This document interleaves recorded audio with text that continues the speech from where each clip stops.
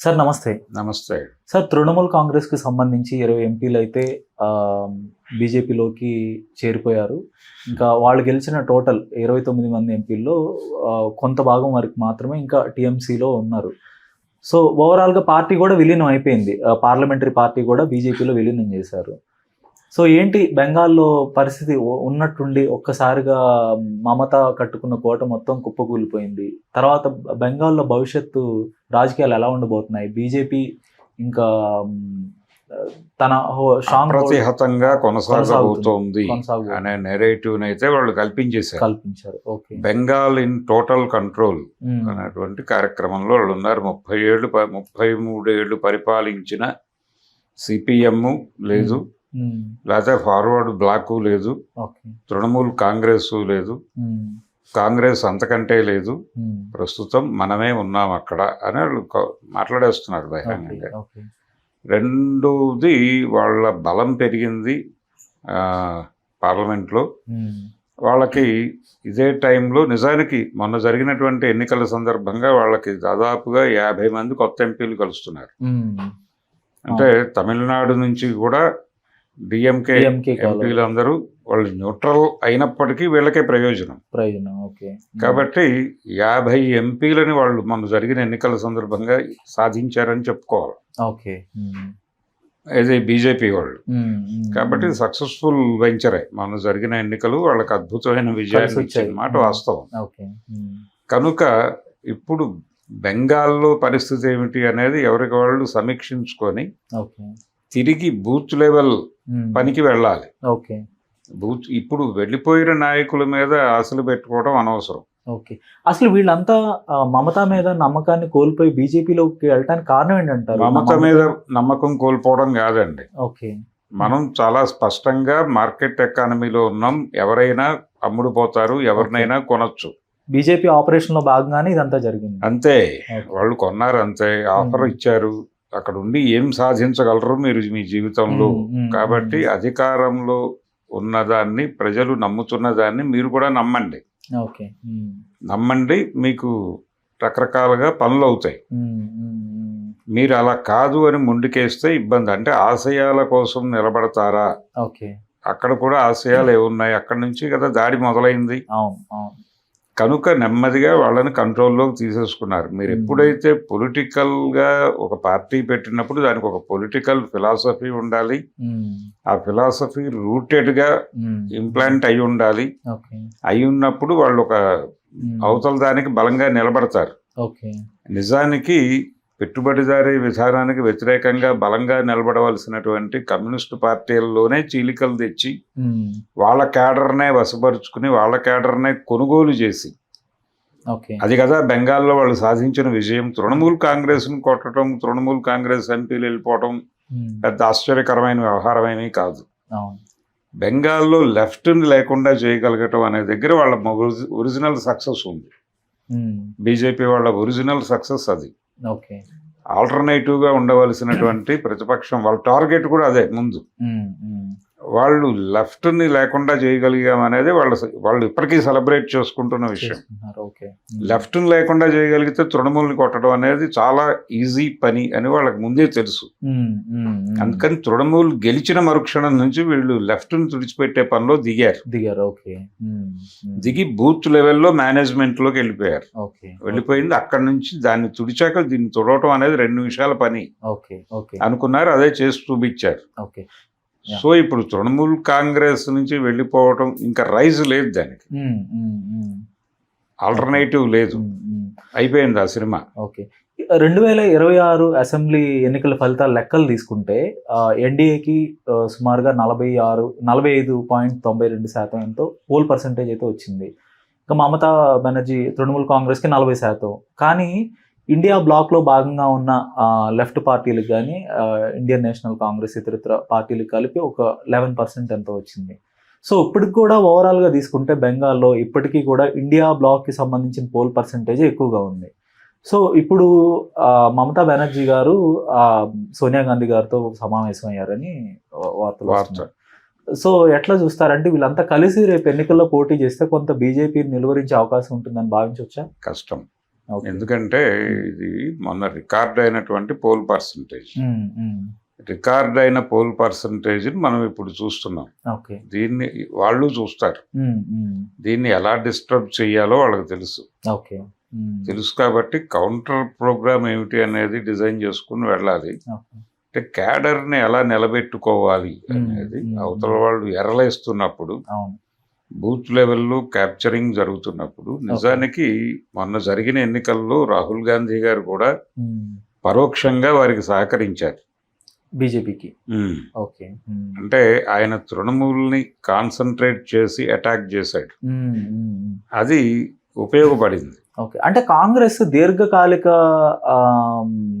దృష్టి అంటే బెంగాల్ని మళ్ళీ మనం హస్తగతం చేసుకోవాలి అనే ఒక ఆలోచన ఏమైనా ఉందా? బెంగాల్ని హస్తగతం చేసుకోవడం కాదండి, వాళ్ళు తప్పిదాలు. ఇప్పుడు ఉదాహరణకి ఆంధ్రప్రదేశ్ ఉంది. ఆంధ్రప్రదేశ్లో 24 ఎన్నికల్లో షర్మిల గారు చేసిన కాంగ్రెస్ ప్రచారానికి ఖర్చు అంతా కాంగ్రెస్ పార్టీ పెడితే ఆ లాభాలు తినది చంద్రబాబు నాయుడు గారు కదా.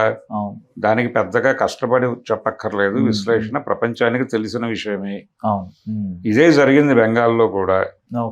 కాబట్టి ఇలాంటి చారిత్రక తప్పిదంగా మారబోతోంది అనే విషయం ఆ రోజునే చాలా మంది చెప్పారు రాహుల్ గాంధీకి. కానీ వారు వినటానికి సిద్ధపడలేదు. మనం ఒకే దెబ్బ రెండు టార్గెట్లు అన్నట్టుగా మాట్లాడాడు. కానీ జరిగింది, వాళ్ళు అనుకూలంగా వాడుకోగలిగారు, సక్సెస్ అయ్యారు. ఇప్పుడు వాళ్ళు రూటెడ్గా వీటి నిర్మూలన మీద దృష్టి పెడతారు. ఆ నిర్మూలన మీద వాళ్ళు పెట్టిన దృష్టి మహత్యమే వీళ్ళు వెళ్ళిపోవడం. ఎంపీలని దారి మళ్లించిన వాళ్ళు ఓటర్ని దారి మళ్లించడం అనేది పెద్దగా కష్టతరం కాదు. పైగా రూట్స్ తెలిసినటువంటి నాయకులందరూ అక్కడే ఉన్నారు ఇప్పుడు. టీఎంసీ రూట్స్ తెలిసిన వ్యక్తులు, టీఎంసీ రూట్స్ ఎక్కడున్నాయో తెలిసినటువంటి మౌలిక స్వరూపాన్ని దెబ్బకొట్టడానికి ఎక్కడ ఆపరేట్ చేయాలో వాళ్ళకి తెలుసు. సో అలా వెళ్ళి దాన్ని కింది స్థాయిలో లేకుండా చేసి ఆఫీస్కి మాత్రమే పరిమితం చేస్తారు. ఆల్రెడీ కాంగ్రెస్ అదే చేశారు వాళ్ళు. కాంగ్రెస్ లోపల బుర్రాలని కూడా వాళ్ళు బయట నుంచి ఆపరేట్ చేస్తున్నారు. ఇప్పటికీ జరుగుతుంది. తృణమూల్లో బుర్రలు కూడా వాళ్ళ కంట్రోల్లో ఉన్నాయి. ఇప్పుడు మమతా బెనర్జీ గారి ఏజ్ చూసుకుంటే 73 సంవత్సరాలు ఎంతో ఉంది. సో ఆవిడ వృద్ధాప్యంలోకి వచ్చేసారు. ఇంకా పార్టీని నడపగలిగిన స్థితి ఇంత గతంలో లాగైతే ఉండకపోవచ్చు. సో ఇప్పుడు ఆ బాధ్యతలు, దాన్ని వ్యవస్థీకృతంగా నడపటం కానీ ఇదంతా ఆవిడ అల్లుడు అభిషేక్ బెనర్జీ చూస్తున్నారు. సో ఆయనకు ఆ సత్తా ఉందంటారా? ఇప్పుడు రేపు జనరల్ ఎలక్షన్స్ని ఎదుర్కొనే సత్తా కానీ ఇదంతా కష్టం. అంటే అతని మీద కూడా వలలేస్తారు. వలలేస్తారు అంటే బి టీమ్గా వ్యవహరించు, అంటే ఏడీఎంకేని ఎలా చంపారు అలాంటి కార్యక్రమమే తృణమూల్తో డీల్ మాట్లాడతారు. ఇప్పుడు కమ్యూనిస్టులకి ఇది ఒక మంచి అవకాశం అంటారా సార్? ఒక వాక్యూమ్ ఏర్పడటం డెఫినెట్గా అవకాశమే. ఒక్కసారి సీరియస్గా నిర్మాణం మీద శ్రద్ధ పెట్టగలిగితే, ఫార్వర్డ్ బ్లాక్ దగ్గర నుంచి మొదలుపెట్టి ఒక్కసారి, అంటే వీళ్ళల్లో జరిగిన పొరపాటు ఏంటంటే వీళ్ళు ఎంఎల్ గ్రూప్స్ని టార్గెట్ చేశారు అక్కడ ఆ టైంలో. దాని వలన జరిగిన నాశనం. మొన్న కాంగ్రెస్ ఎలాగైతే తృణమూల్ని టార్గెట్ చేయటం చారిత్రక తప్పిదం అన్నామో, ఆ రోజున బెంగాల్లో జరిగినటువంటి పారిశ్రామిక విధానానికి వ్యతిరేకంగా జరిగిన పోరాటాలని నెత్తుటి ఏరుల్లో ముంచటంలో లెఫ్ట్ ప్రభుత్వం చాలా దూకుడుగా వెళ్ళింది. అది ఒక రకంగా వాళ్ళ పునాదుల్ని దెబ్బకొట్టింది అన్ని విధాలుగాను. కాబట్టి ఆ ఉద్యమంలో ఉన్నటువంటి వ్యక్తే ఇప్పుడు ముఖ్యమంత్రి అయింది. నందిగ్రామ్ పోరాటంలో తృణమూల్ నుంచి క్రియేటివ్గా పార్టిసిపేట్ చేసిన వ్యక్తే ఇప్పుడు సీఎం అయ్యాడు. కాబట్టి ఆయనకు ఆ రూట్స్ కూడా తెలుసు. అందుకని ఇప్పుడు ఆ జరిగిన తప్పిదాలకి బహిరంగ క్షమాపణ చెబుతూ ఒక ఐక్య సంఘటన నిర్మాణంలోకి వెళ్ళగలిగితే వాళ్ళు మాత్రమే బెంగాల్ని తిరిగి దాని ఒరిజినల్ ట్రాక్ మీద నిలబెట్టగలిగిన సత్తా ఉంది. నిర్మాణం ఉంది కొంత మేరకు, చెదరలేదు. ప్రజా సంఘాలు ఉన్నాయి ఇంకా. ఓకే. కల్చరల్ ఆర్గనైజేషన్స్ కూడా బలంగానే ఉన్నాయి. ఓకే. ఓకే. కాకపోతే కానీ వాటికి పొలిటికల్ ప్రోగ్రామ్ ఇచ్చి నడిపించే పరిస్థితి లేడు. ఉంటే హ్మ్. అప్పుడు ఏదైనా చేయటానికి అవకాశం అయితే ఉంది. ఓకే. ఇప్పుడు ప్రధానంగా తీసుకుంటే ఎవరున్నారంటారు? అలాంటి ఒక నాయకుడు అంత పొటెన్షియల్ ఉన్న నాయకుడు లెఫ్ట్ పార్టీల నుంచి బెంగాల్‌లో ఎవరన్నా? యూత్ ఉంది. ఓకే. యూత్ ఉంది. యూత్ నుంచి ఒకళ్ళని రైజ్ చేయాలి ఇప్పుడు. ఓకే. ఒక ఓకే. కొత్త నాయకుడిని హ్మ్. ప్లాంట్ చేసి రూట్ చేసి నడిపించగలిగితే ఓకే. పాత కాపుల్ని పక్కకి పెట్టి హ్మ్. కొత్త నాయకుల్ని ముందుకు నెట్టి ఓకే. ఒక యంగ్ టీంని గనక డిజైన్ చేయాలి. దానికంటే ముందు జరగవలసింది హ్మ్. బెంగాల్లో ఉన్న అనేక పాకెట్స్లో ఇప్పటికీ నిద్రాణంగా ఉన్నటువంటి గ్రూప్స్ ఉన్నాయి. ఓకే. ఓకే. ఓకే. వాళ్ళందరినీ కలిపి కూర్చోబెట్టి ఒక ఉమ్మడి శత్రువుకి వ్యతిరేకంగా మనం కలవాల్సిన అవసరం ఉంది ఓకే. అనేది హిందుత్వ బారి నుంచి బెంగాల్ని కాపాడుకుందాం అనే స్లోగన్ కింద గనక వాళ్ళు ఆర్గనైజ్ చేయగలిగితే పని అవుతుంది. ఓకే. ఓకే. అక్కడ రకరకాల గ్రూప్స్ ఉన్నాయి, ఎంఎల్ గ్రూప్స్ ఉన్నాయి. వాళ్ళందరినీ కూర్చోబెట్టి మాట్లాడాలి. ఓకే. ఓకే. ఇతర భేషజాలు పక్కన పెట్టి. ఓకే. ఇక మళ్ళీ ఇప్పుడు 20 మంది ఎంపీలు బీజేపీలో చేరటం వల్ల ఇక్కడ చంద్రబాబు నాయుడు గారి మీద, తర్వాత నితీష్ కుమార్ గారి మీద, వీళ్ళ మీద డిపెండెన్సీ తగ్గే అవకాశం ఉందా బీజేపీకి? ఇంకా క్రమంగా వీళ్ళని వాళ్ళ మీద డిపెండెన్సీ తగ్గటం, డిపెండెంట్ అంటంలోనే పొరపాటు ఉంది అసలు. ఓకే. ఓకే. ఓకే. ఆ రోజు నుంచి ఆ నెరేటివ్ తప్పే. తొలి రోజు నుంచి వాళ్ళు ఏం డిపెండ్ అయ్యి లేరు. వాళ్ళు డిపెండ్ అయ్యి లేరు, అది వాస్తవం. వాళ్ళ ధోరణిలో వాళ్ళు ఉన్నారు. వీళ్ళ మీద ఆధారపడ్డామని వాళ్ళు ఏమీ అనుకోవడం లేదు. ఇది స్పష్టం. కాబట్టి చంద్రబాబు నాయుడు గారు కూడా ఆయన ధోరణిలో ఆయన ఉన్నాడు. ఓకే. ఒకనాడు 1999 నుండి కానీ 2004 వరకు ఇక్కడ చంద్రబాబు నాయుడు గారు ఇచ్చిన మద్దతు మీదే అక్కడ ఎన్డీఏ ప్రభుత్వం నిలబడింది. వాజ్పేయి గారు ప్రధాని అయ్యారు. అప్పుడు చక్రం తిప్పగలిగారు కేంద్రంలో. ఇప్పుడు చక్రం తిప్పే పరిస్థితి లేదండి. చక్రాలు లేవు ఇప్పుడు ఆయన దగ్గర. ఆయన టోటల్ గా సబ్మిసివ్ గా వినయపూర్వకంగా వ్యవహరిస్తున్నాడు. ఆయన వినయపూర్వకంగా వ్యవహరించడానికి రోజుకొక ఉదాహరణ చెప్పుకుంటున్నాడు ఆయనే. వారి కుమారుడు కూడా అంతకంటే వినయంగా వ్యవహరిస్తున్నాడు. ఆయన ఇప్పుడు నిద్రలో లేపి అడిగినా మీరు నమ్ముతున్న దేవుడు అంటే నరేంద్ర మోడీ అని చెప్తాడు. అంతకు మించిన సమాధానం వారి దగ్గర నుంచి రాదు. కాబట్టి వాళ్ళ చక్రాలు తిప్పే పరిస్థితులు అవన్నీ వెళ్ళిపోయి చాలా కాలం అయిపోయింది. అందుకని మీకు 24 వరకు 24 ఎన్నికల ఫలితాలు వెలువడిన తర్వాత కూడా ఆయన నమ్మదగని మిత్రుడుగానే ఉన్నాడు. నేను ఎక్కడో ఒకసారి ఒక 5-6 నెలల క్రితం అనుకుంటా ఒక ఫేస్బుక్ పోస్ట్ లో చూశాను సార్. చంద్రబాబు నాయుడు గారు కానీ తెలుగుదేశం పార్టీ కానీ ఒక కమ్యూనిటీ ఆధారంగా నడిచే, కమ్యూనిటీకి సంబంధించిన శక్తులన్నీ టీడీపీని బలోపేతం చేస్తాయి. సో అలాంటి టీడీపీ గుజరాతీ ముఠా అంతకన్నా మరింత పవర్ఫుల్ గుజరాతీ ముఠా అనేది ఎక్కడో చదివాను. ఏమంటారు? అది పవర్ఫుల్ ముఠానే. వాళ్ళు ప్రపంచవ్యాప్తంగా పెట్టుబడులు ఉన్నాయి. వాళ్ళతో ఒక అనుసంధానం కోసం వీళ్ళు ప్రయత్నం చేస్తున్న మాట వాస్తవం. అంతేగాని ఎదుర్కోలేరు. ఎదుర్కోవటం అనేది ఉండదు. ఎక్కడికక్కడ వాళ్ళు ఉన్న వాతావరణాన్ని తమకు అనుకూలంగా మలుచుకుని ముందుకు వెళ్ళటమే చేస్తూ వచ్చారు. ఇప్పటిదాకా అదే చేస్తారు. లెఫ్ట్ ఐడియాలజీని కూడా వాళ్ళు వాడుకున్నారు వాళ్ళకు అనుకూలంగా. అంతే తప్ప వాళ్ళు ఎవరితోనూ ఫైట్ చేయరు.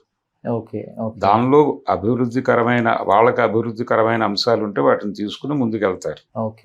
ఇక్కడ కూడా అదే జరుగుతోంది. ఇప్పుడు విచిత్రమైన చంద్రబాబు నాయుడు సబ్మిసివ్నెస్ వెనకాల పొలిటికల్ ఇది మాత్రమే కాదు, కీలకమైన విషయం ఏమిటంటే ఆ కమ్యూనిటీ ఇన్ టోటల్ హిందుత్వతో ట్రావెల్ అవుతోంది. వాళ్ళు లెఫ్ట్ బంధాల నుంచి వదిలించుకుని వాళ్ళు కాషాయం దిశగా దూసుకుని వెళ్ళిపోయారు. ఒకప్పుడు కొంత ఆధునిక భావాలు, ఆధునికత అంటున్నారు. ఇప్పుడు ఇదే కొత్త ఆధునికతగా ఇది ఆధునికత అని ప్రతిపాదించేశారు. అయిపోయింది ఆల్రెడీ. లెఫ్ట్ భావాలే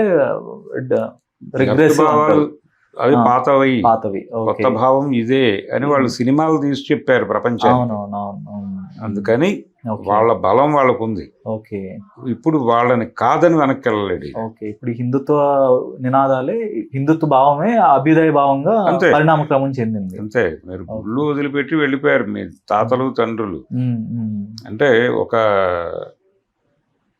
విప్లవాత్మక చిత్రాలు తీసినటువంటి ఒక కమ్యూనిస్ట్ బ్యాక్గ్రౌండ్ ఉన్నటువంటి ఫ్యామిలీ నుంచి వచ్చిన ఒక ప్రొడ్యూసర్ గారు, ఓకే. ప్రస్తుతం ఆయన సినిమాలు చేయటం లేదు, యుఎస్ లో ఉంటున్నాడు. ఓకే. ఆయన ఒక అనుకోకుండా ఒక అమెరికాలో జరిగిన ఏదో జిఆర్ స్వామి కార్యక్రమంలో ఆయనని చూసి నేను షాక్ అయ్యా. ఆ తర్వాత ఎప్పుడో ఇక్కడ జరిగిన ఒక మీటింగ్ లో ఎక్కడో ఆయన కనిపిస్తే అడిగితే ఆయన చాలా స్పష్టంగా చెప్పాడు ఒక మాట. నేను పేరు చెప్పను కానీ ఆయన ఏమన్నాడంటే, చిన్నప్పుడు మా అమ్మ వేలు పట్టుకుని గుడికి తీసుకెళ్తుంటే ఆ వేలు వదిలించుకుని నేను ఎక్కడెక్కడో తిరిగాను, ఇప్పుడు జిఆర్ మళ్ళీ నన్ను మా అమ్మ మార్గంలోకి తీసుకెళ్తున్నాడు అని చెప్పాడు ఆయన. నేను నమస్కారం పెట్టి వచ్చేసాను. ఇది స్టోరీ. అంచేత దీన్ని ఆధునిక విలువలుగా వాళ్ళు భావిస్తున్నారు. ధన్యవాదాలు sir. Thank you. Hello, Telugu రాజ్యం ఛానల్ చూస్తున్నారా? సామాజిక రాజకీయ జీవన చిత్రణే తెలుగు రాజ్యం. అతిశయోక్తులు అసత్యాలు ఉండవు. రాజకీయ కోణం కాదు, ప్రజా కోణమే కొలబద్ద. తెలుగు రాజ్యం వీక్షణ మీ ఉత్తమ అభిరుచికి నిదర్శనం.